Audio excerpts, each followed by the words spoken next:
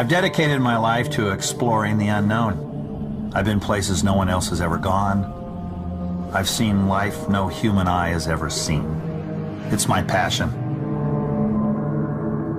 I found the Titanic.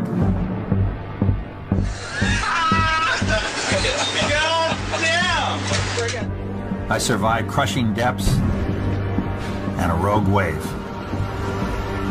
But even after 50 years at sea, I'm as fascinated with the deep as I was on my very first expedition. You want to know my most important discovery?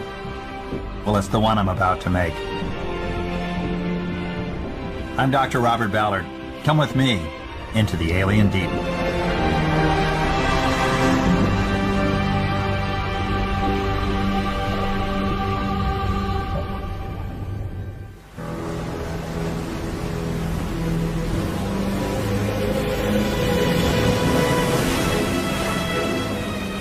Everywhere we look, it seems the oceans are unleashing their fury. These could be flukes, part of a natural cycle, or signs of dangerous global change. Man has always been challenged by the sea. And just when we think we've conquered its violent moods, the planet seems to be upping the ante. But is that really the case? And if so, why?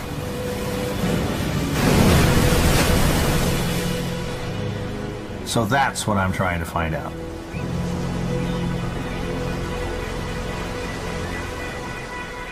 To most of us, this is the ocean. But when Dr. Robert Ballard looks at the water, he sees something very different.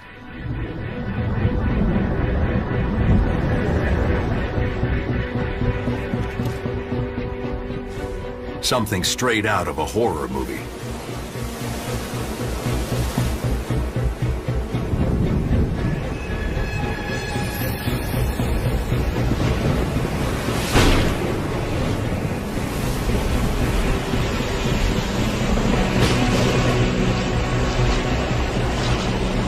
Stronger storms, higher seas, and lurking in the deep, monsters with the power to eat ships whole.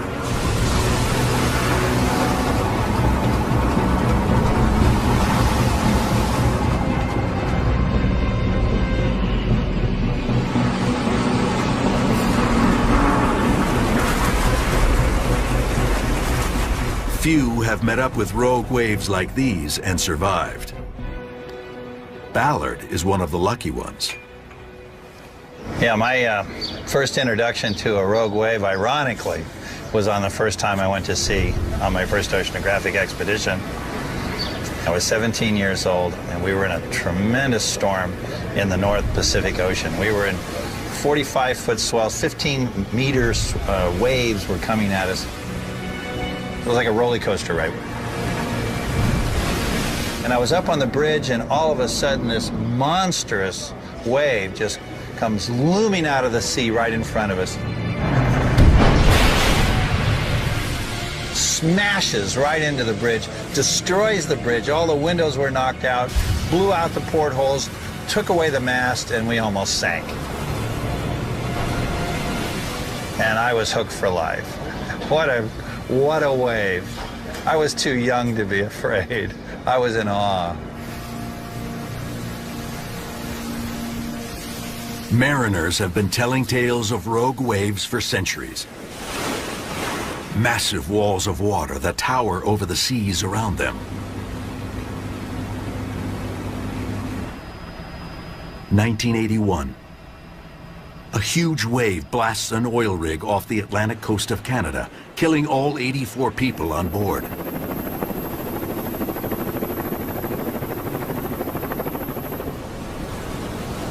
1995. Another rogue breaks over a luxury liner's bow and carries off a forward mast. Lots of ships that just vanish without a trace are hit by rogue waves because you have absolutely no time. It just happens. You don't see it coming, so you have no chance to get off a message. You just disappear. which is why actual measurements of these giants were so hard to come by. Until one day in January 1995. Hurricane force winds blast a Norwegian oil rig. Workers evacuate the deck.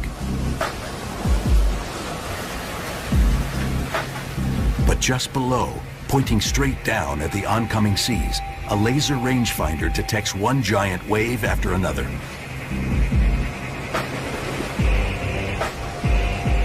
"25 feet, 30 feet, 28 feet. Then, at 3:20 p.m., the instrument spikes. A 75-foot monster hammers the rig.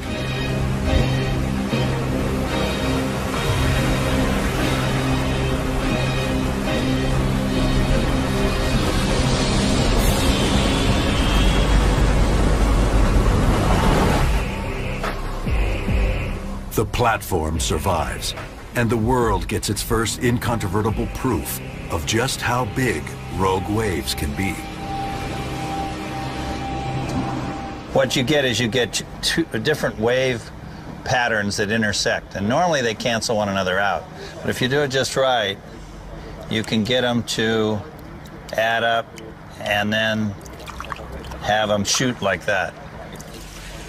And that's a rogue wave.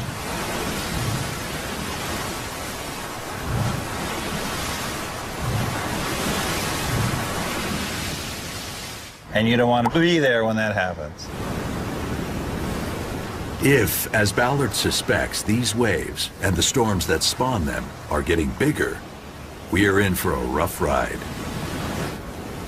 Already, one large ship goes down on the high seas every month. Not to mention hundreds of smaller vessels.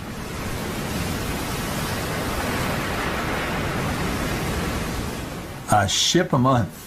Think about that. And if the seas are getting rougher, that number is only going up. As a longtime mariner, Ballard can guess where the hotspots are likely to be.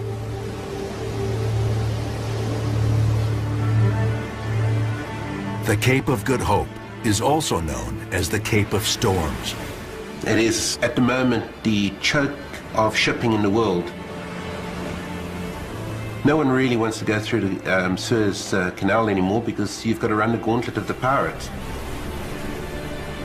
Pirates are not predictable, so take your chances with the storms. Tucked away in a remote field office high above the Cape, oceanographer Jean-Pierre Arabonis has made a career out of predicting dangerous seas and rogue waves. His forecast can mean life or death for hundreds of sailors. I kind of built my business around this. I think I got a bit of a feel as to where these things are going to occur a bit more often than anywhere else. But it's a mixture of science and intuition.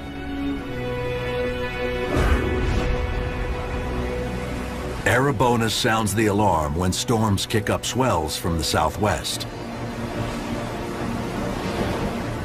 Instead of just creating chop, the waves barrel into a driving current from the northeast, which stacks them up into immense walls of water.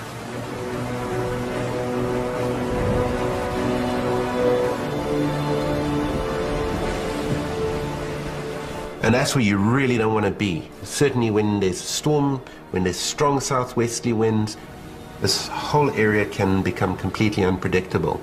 And if we can't predict, you don't want to be there. The captains, often they have no choice. Riding the current saves time, and time is money, so usually they'll take the risk and plow right through it.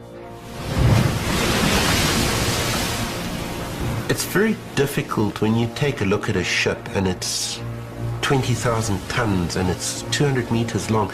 You think it's not vulnerable, but it is. In the right conditions, that ship can fill up with water and be gone in minutes.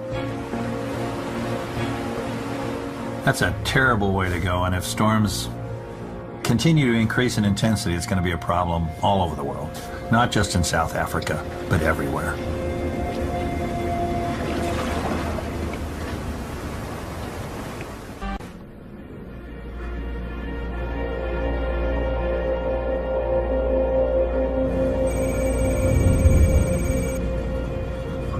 If Ballard wants to know about angry oceans, there's one place to look, and it's not out on the water. This is Lloyd's of London, one of the most important insurance providers in the world. Lloyd's really dominates the insurance market for maritime insurance. I myself have insurance from Lloyd's. Just went up. The firm has kept records of shipwrecks for more than 300 years. Sunk in deep water. Broke in two. Cape Town Rescue Center. Bulk carrier out of Malta. This is the log of the ships that Lloyd's of London insured that were lost at sea.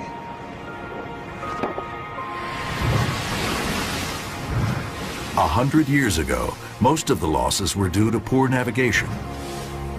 This year, piracy is also taking its toll. But in the future, Lloyd's anticipates that bigger storms and stronger waves will grow as risk factors for ocean disasters. It's confirmation of what Ballard and others think they're seeing out on the water. Every attempt is made to limit a ship's probability of sinking. And Lloyd's is very keenly interested in making sure that that occurs. But then there's just acts of God, the acts of Mother Nature, acts of the earth.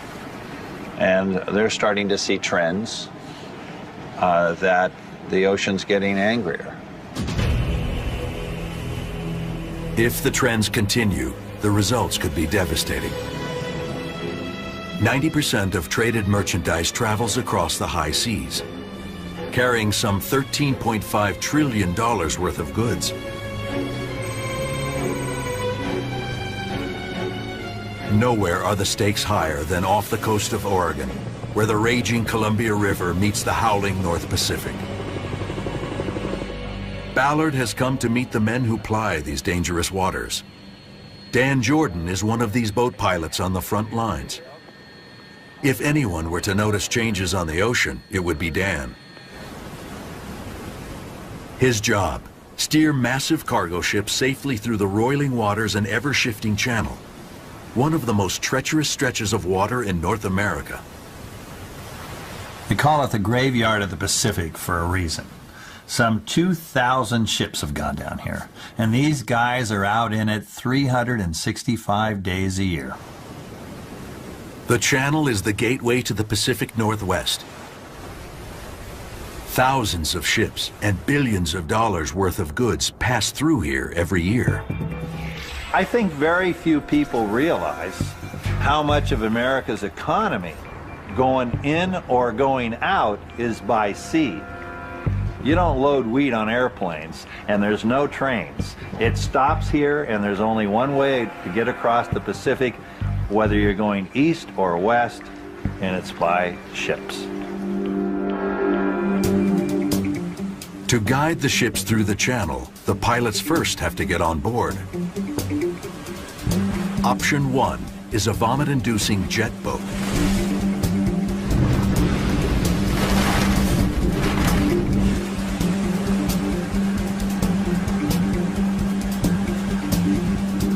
Even on a calm day, it can be lethal. The team recently lost a pilot when he fell from a ladder in big waves and the current dragged him out to sea.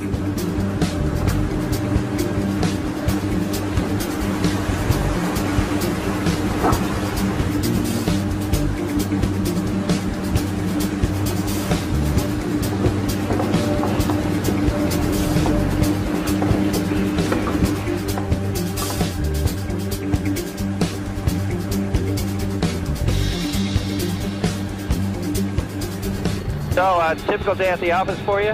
Typical day, yep. Option 2, the safe option, is dangling from a helicopter. But with high winds, rough seas, and a 6-story supertanker rocking and rolling below, it doesn't seem all that safe to Ballard. Man's going out the cabin door. Going out the cabin door. Man is out the cabin door. Man's going down. Man's going down. The seasoned explorer has boarded lots of ships in his 50 years at sea, but never quite like this.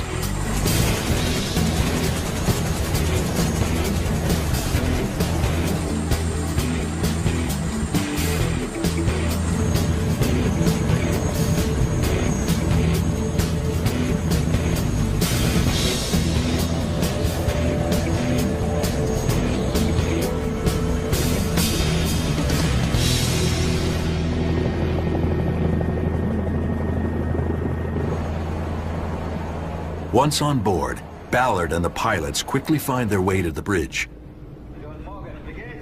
The pilots take command of the ship for the final leg into port. You know, you can steer your ship all the way around the world, but you need a pilot for the last stretch. The currents change, they're changing all the time, and only the pilot knows which route to take on any given day. Well, you're always on edge. Your senses are always alert to what's happening, but you also try and keep it calm. So even if it is a rough, tense situation, big seas or something of that nature, it's real important to keep things calm. But even then, bad things can happen. Waves stall engines. The wind pushes ships toward the shoals. In bad weather, the 3-mile transit can take hours. Dan knows these waters as well as anyone, and lately he's seeing a disturbing change. The weather patterns are, I mean, obviously changing dramatically, and that there's actually increased height in the swells. Yeah, we've been watching that for a few years now, probably 3 or 4 years in particular. The scientists are all saying that wave heights are increasing and storm intensity is increasing. Yeah. Well, and we are seeing some evidence of that. According to one study, the biggest waves in this region have risen 10 feet since the mid-1970s, and models project that they may rise as much as 50 feet over the next 100 years. That's a difference between a 3- and 5-story building.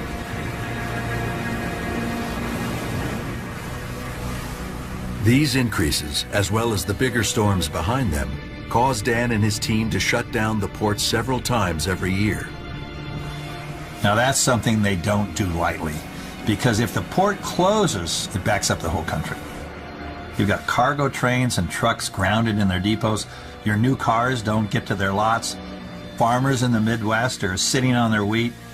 It's surprising how fast that can all happen.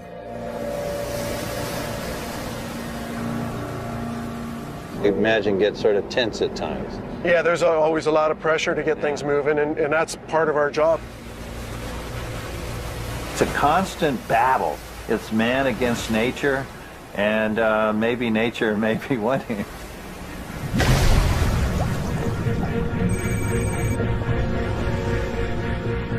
One group, though, is not overly concerned. For them, the bigger the wave, the better.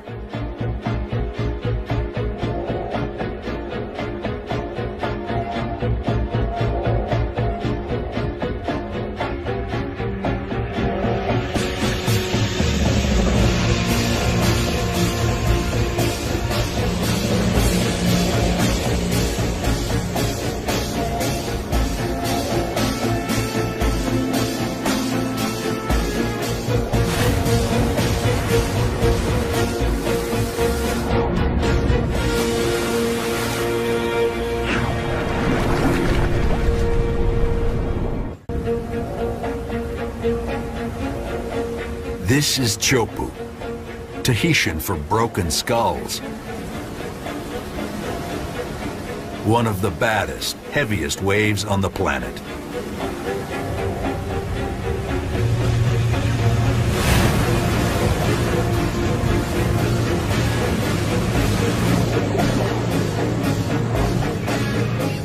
Surfers descend on Tahiti from far and wide to challenge its power.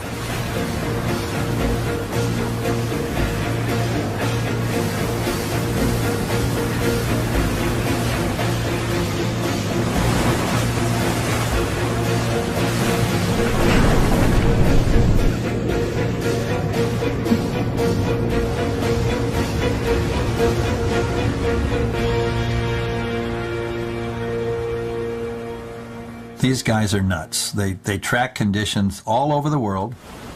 They have a better idea what's happening than most meteorologists. In fact, if changes are happening, these are the folks who are probably going to notice them first.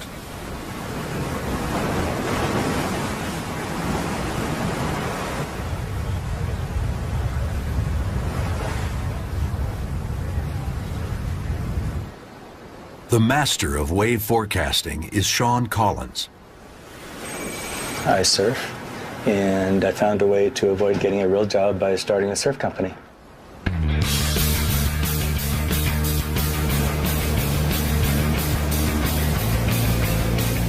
Once upon a time, surfers were beach bums, hanging out on the sand waiting for waves.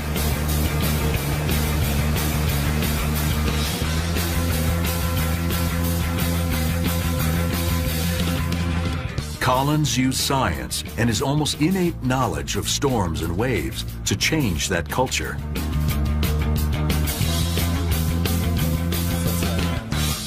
"40 years ago, he launched Surfline, which incorporates satellites, wave buoys, and supercomputers to predict the best surf waves around the world. Close to 2 million users access Surfline each month. I guess you could say that we help supply the drugs, so to speak, to keep people on their high of surfing. Tahitian pro Raymana von Bostelaer is a self-confessed addict. Some people have other things, and me, my drug is the ocean, That's what we all live for. Thanks to Sean's forecasts, Raymana can start preparing for a wave up to 3 weeks before it arrives. On Tuesday and Wednesday, we're going to get some good swell coming. We're forecasting this swell, to arrive in Tahiti before the storm that generated the swell even happened. So we're, about 3 steps ahead. The key is wind. A wave here in Tahiti begins where all waves do, far out in the ocean where wind blows continuously over open water. It starts as a ripple. Pushed by the wind, it travels and grows, often combining with other swells. Add a big storm, and it can turn into a monster.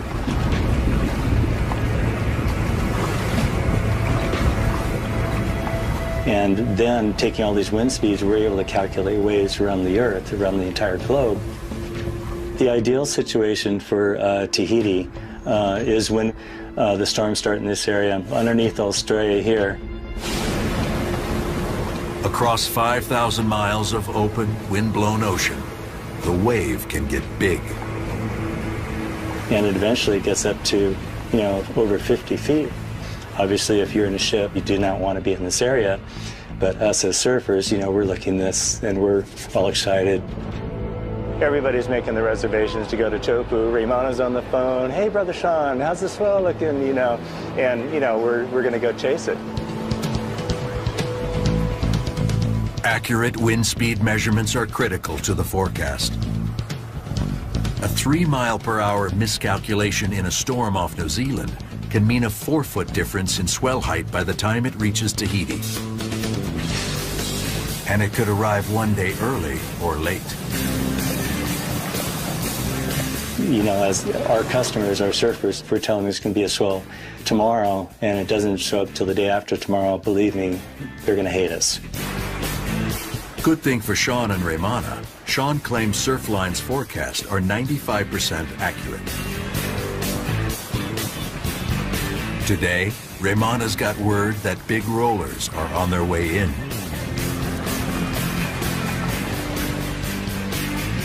As it approaches Tahiti, the wave is still mostly underwater, only feeling the bottom when it gets shallow, about a half-mile offshore. That's when Raymana catches his first glimpse. A dark gray bump on the horizon. As the wave barrels toward shore at speeds of up to 60 miles per hour, the reef shapes it from below. All of a sudden, they just hit a wall underneath the ocean that kind of stops them, and all that inertia just goes, whoo, you know, just throws all that energy straight up.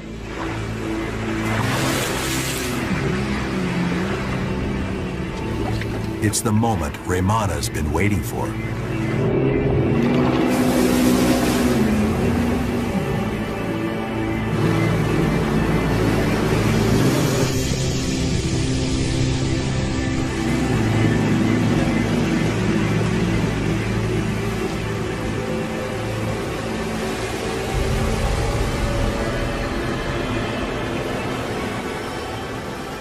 When she breaks, you have the sound of it, you know how it goes on the reef, how it breaks, boom, boom, boom, and you're like, ah, come on, you know?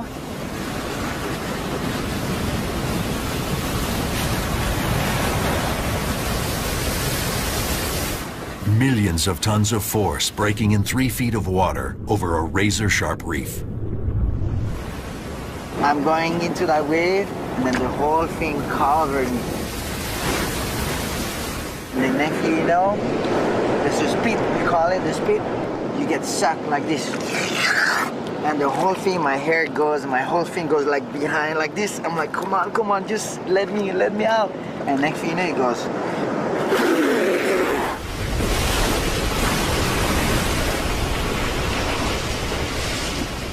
And then somehow she let me go and let me out. You take it inside, you know, you're just holding for yourself. You got it, you made it, and it's so stuck. You just let everything out over there.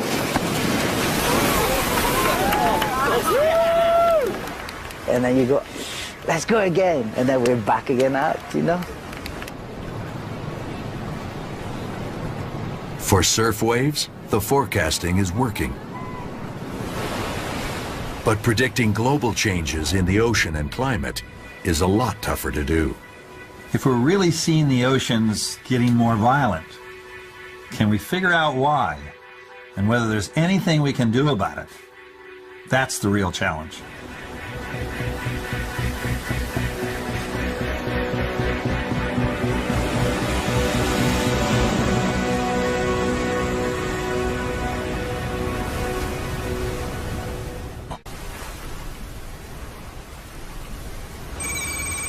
To predict if the oceans really are getting angrier, scientists need to look beyond anecdotal evidence. They need to understand how energy moves around the planet. Ocean currents are key.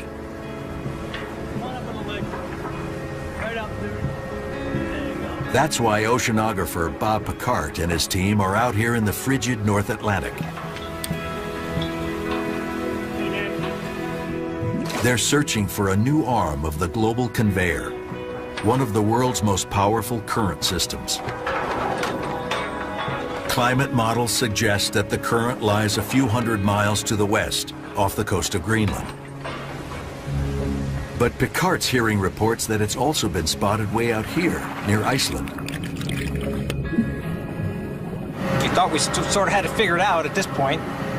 And then, lo and behold, my Icelandic colleagues a few years back went out and accidentally discovered another deep current off the continental slope of Iceland, which is sort of, you know, turn a community on its ear a little bit.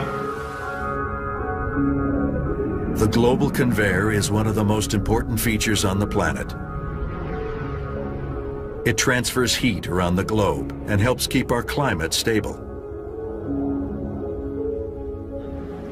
If Picard can prove his Icelandic colleagues right, he'd force a rethink of how the system works. You know, it's truly amazing. We know the ocean currents have a direct impact on our climate. Yet we don't know exactly where all those currents are. Despite our efforts to model the climate, it's just a prediction. As Ballard knows from decades on the ocean, it's an immensely complex system. The ocean is anything but static. If you were a water molecule and wanted to travel around the planet, it would be like getting in this roller coaster. Lots of ups, lots of downs, and it's a massive amount of water that's moving.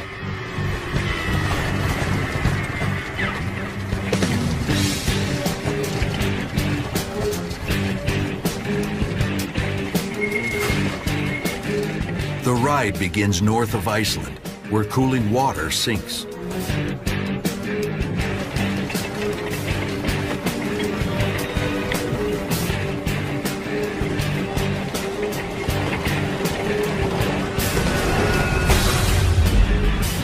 The drop is slow at first, but as the current builds, it gains momentum.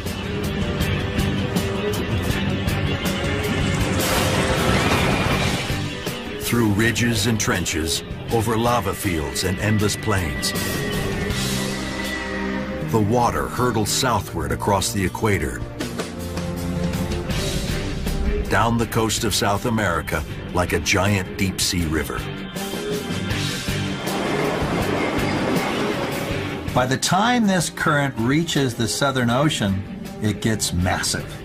There's no land mass to block it, so it builds and ultimately flows with the volume of 100 Amazon rivers.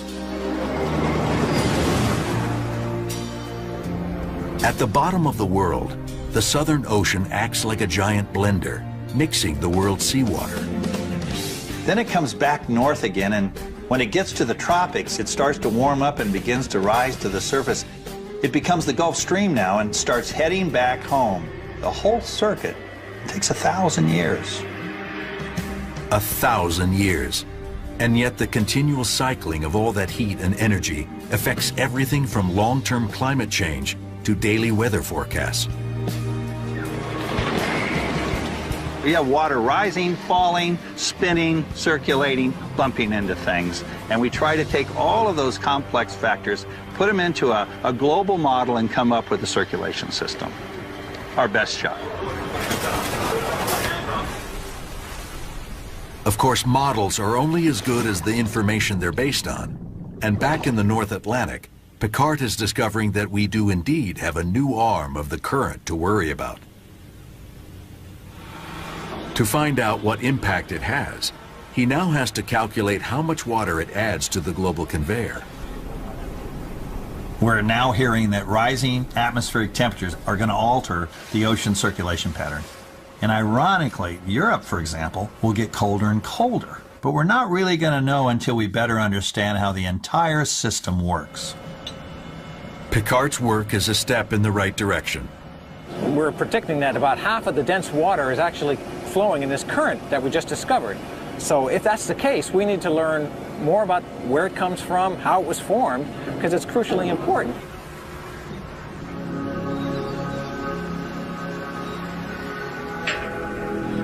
And currents are only part of the equation. To truly understand how the oceans are changing, we have to look at all the ways the ocean water gets circulated and mixed.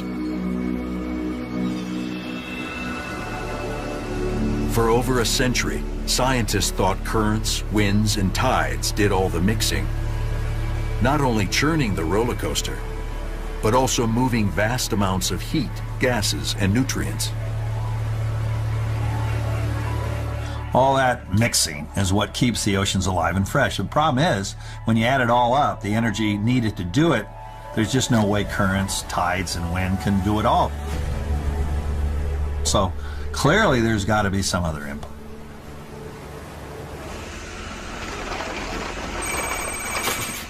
Bioengineer Kakani Katija thinks she's homing in on just that missing link.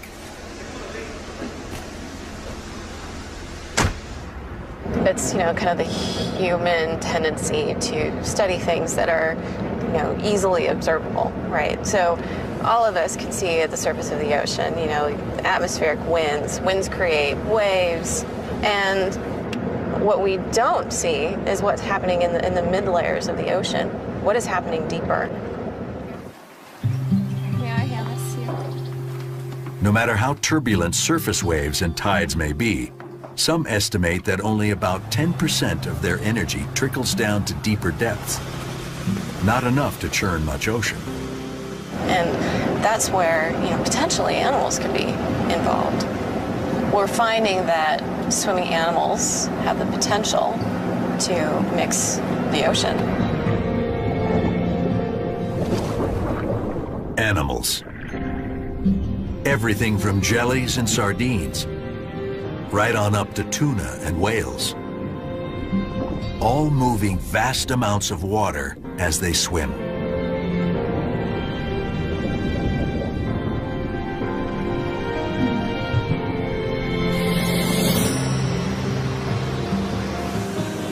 Kakani wants to measure just how much.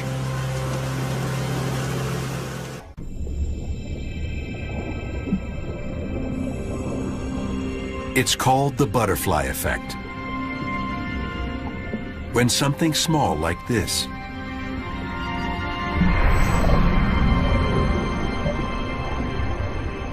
ultimately gives rise to something big, like this.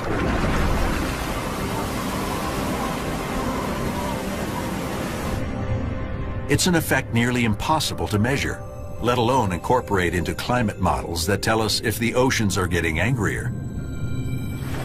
And yet, here in these remote waters of Panama, Kakani Katija is trying to do just that. If you can pick that up. If she can get past the venomous snakes.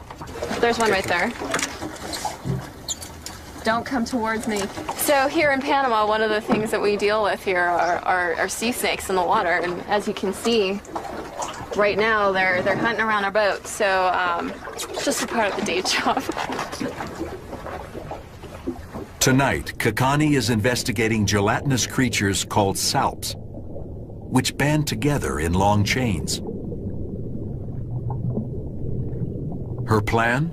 Light up the water column with a high-powered laser, record the salp's motion, and measure how much water they disturb. There's so much ambient stuff in the water. You know, it could be sand, silt, detritus, name it. They're illuminated by the laser. By watching how these particles move as animals swim through them, the team can calculate how much water is being mixed. When they first started their research, Kakani and her team were startled by the amount the creatures could move, both by swirling it up as they passed and by dragging it along behind them. This is a mechanism that allows smaller animals to achieve appreciable mixing that was completely neglected.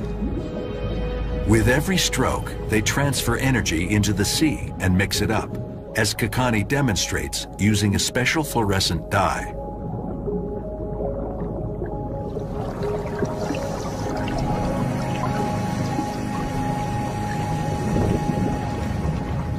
How much energy, though, isn't intuitive.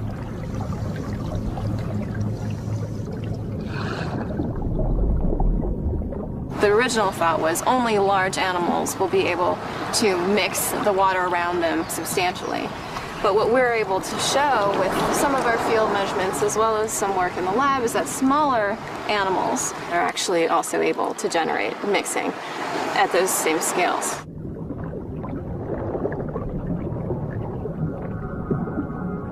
That may seem far-fetched, but when you sit down and do the math, you know, there are billions and billions of tiny animals moving around in the ocean all the time, and, you know, that could add up to a lot of water being churned. At the surface, this energy gets swamped by more dramatic forces, like waves and tides. But dip just 300 feet deeper, and you'll find a different, calmer world.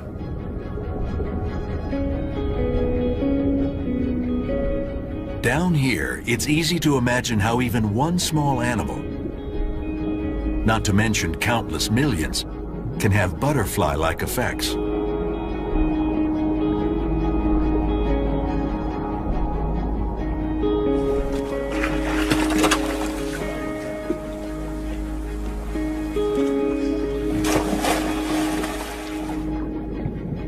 If we can show that the vast majority of organisms in the ocean are able to achieve appreciable mixing, I think it would be hard to ignore that input. An input that's hardly been considered, let alone worked into existing ocean and climate models. Once she knows how much energy each tiny critter can exert, Kakani can scale up her findings to measure the overall impact these animals have. The hurricane side of the butterfly effect. We're talking about the ocean. I mean, it's huge, right? I mean, the majority of Earth is ocean. If indeed we are missing a huge input of power because we've ignored the impact that swimming animals have, our view of the ocean may be totally altered. Whether it's wind, tides, currents, or the collective swishing of billions of fishtails, understanding the forces that keep the ocean in motion is crucial to predicting how it's likely to change. And the picture that's emerging is one of a hotter, more energetic planet and bigger, angrier seas.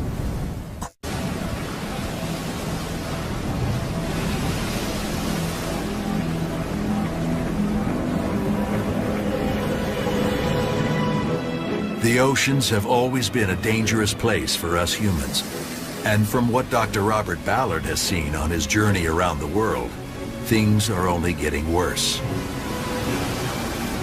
The Earth is undergoing tremendous change right now. Change that we haven't experienced in the past. We've got a lot to learn about how it all works. But there is one common thread. The world's getting hotter, and that's putting more energy into the system. So from there, you just have to follow the trail, and that leads you to more violent storms and bigger waves. We know the world is heating up. We know heat energizes the ocean and atmosphere, powering more intense storms. Bigger storms create higher winds, which in turn churn up higher seas.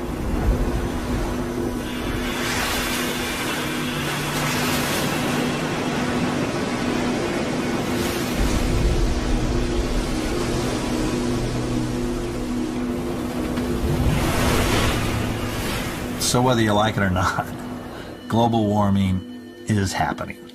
And we know that humans are behind at least some of this heat, and maybe a lot of it. We're burning oil, we're burning coal, and that all traps heat. We know this. We're seeing the effects. These effects will impact everyone, even people who crave the big waves.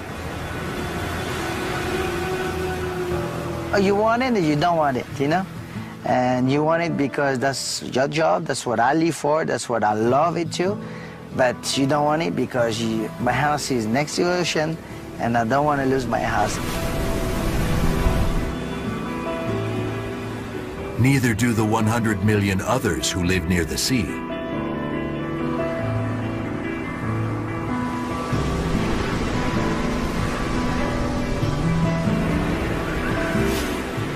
If storms get more severe, wave heights grow, and sea levels rise as predicted, those people could be forced from their homes.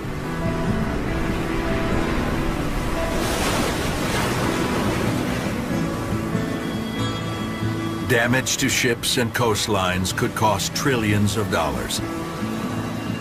And that's just by the middle of the century. There's a lot of questions that honestly I thought have already been answered that we're nowhere near understanding yet. But it's clear, at least in some of these instances, that we are having effect on the ocean, and there are some things that we can do now.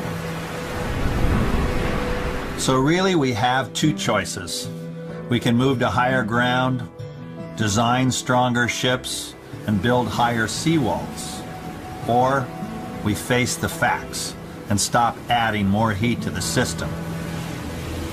The way I see it, we have no choice.